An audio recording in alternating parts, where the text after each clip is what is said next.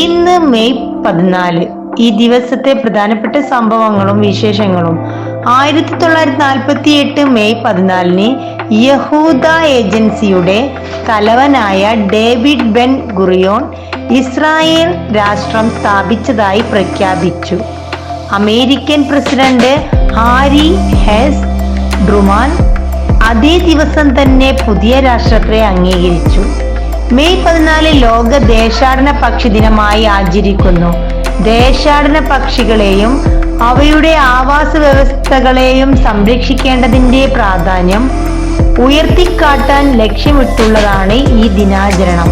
5 വയസ്സും 7 മാസവും 17 ദിവസവും പ്രായമുള്ളപ്പോൾ 1939 മെയ് 14 സിസേറിയനിലൂടെ ഒരു ആൺകുട്ടിക്ക് ജന്മം നൽകിയ ലീന ഏറ്റവും ചെറിയ അമ്മയായി.